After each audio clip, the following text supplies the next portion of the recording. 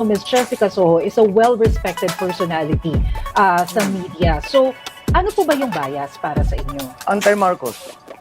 Mhm. Yeah. And you think that they know. are? I know. How did you know, sir? Because the treatment we receive at their hands.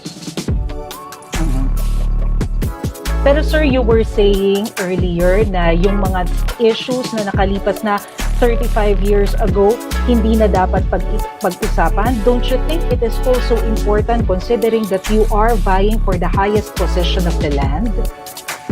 What questions are going to be asked that have not been asked? And how many answers do you have to give that have not been given before? Nothing's going to change. So why are we doing this? Ang kapatid nyo ay governor, kayo po ay senador. Marami pihado nagtatanong, ano ba agenda uli ng mga Marcos? Wala. Yung dati naming agenda, hindi naman nagbago ang agenda namin kung hindi makatulong, magservisyo. Misyon nyo ba na pabanguhin ang pangalan po ng inyong pamilya? Hindi ko talaga maunawaan yung tanong na yan dahil kung ano ang ginawa ng aking ama, kahit ano pang gawin namin ngayon, ay hindi mababago yun. So you don't lose sleep, you don't worry, hindi kayo nag-aalala na kung ano ang magiging place in history ng pangalan ng inyong angkan o ng inyong pamilya? Para sa amin, ang pinaka-importante, ang katotohanan ay lumabas. Na malaman ng tao, ang katotohanan, hindi yung propaganda lamang. Senator, pasensya na kayo, but I'll just pick up that key word that you mentioned, propaganda. But then, martial law victims are now being paid $1,000 or 43,000 pesos. And to them, it's not the amount of money, but to them, it's an acknowledgement that there was something wrong done to them during the regime of your dad. If that is the determination of the court, then what are we? Who are we to? We have made said our piece. We have tried to defend ourselves in these cases. But if that is the decision, well, we abide by it and support it. But there are also other court cases. There are frozen accounts. Lahat po yun, hindi po yun propaganda. Yes, but Those are real. Those are real. But what are the reasons for them? Are they legal or are they political? They are political. Pero how do you explain the staggering amount of money na sinasabi nila, yaman ninyo? Where is it? They keep talking, we were hearing in 86, 87, 10 billion this, billion that. Where is it? I haven't seen any of it. I haven't heard of anything. They just throw out these numbers, but in the end, we don't see any of these staggering, as you call them, staggering amounts of money. Kahit may mga na-freeze na accounts, Saan? those were real money. Where are the frozen accounts? The frozen accounts in Switzerland. What was the amount that they talked about in Switzerland as compared to the amounts that they were throwing around, the numbers that they were throwing around?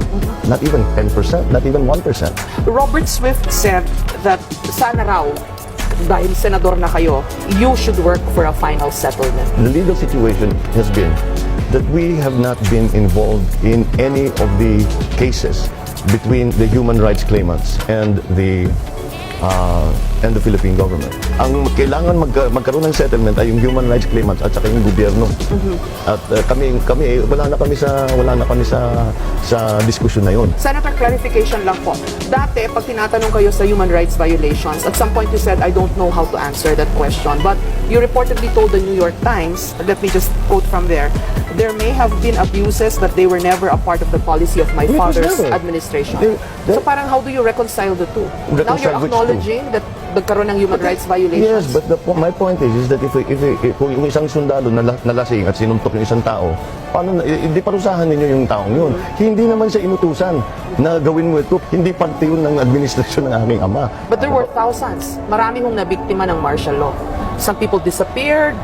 A lot of people were tortured, jailed. You know, I mean, well, It's a difficult question. No, it's not. It's just that I cannot. It's a question that we have talked about again and again and again, and the cases have already gone through the courts. What more can be said? You say, what more can be said? I really don't know. I'm quite I'm at a loss. Ang sabi niyo kung hindi umalis ang inyong ama, sana naging Singapore tayo. Pero sabi ni Noynoy, kung hindi umalis si Marcos, baka naging Libya raw ang Pilipinas. Dapat pag-ingat-ingat tayo na sinisiraan natin yung Libya habang nandyan yung ating mga kababayan na naghihirap na tumakas at tumalis sa gulo. Nasasabi ko na talagang ayun ang aking paniniwala dahil alam ko yung plano nila noon. Alam ko yung plano ng aking ama. Kaya kung natuloy ang mga planong yun, kung nasa yung aking ama ay naging pangulo pa ng ilang taon, natuloy yung mga planong yun, di kung ano man yung nangyari doon sa mga tiger economies or emerging markets as they're called now,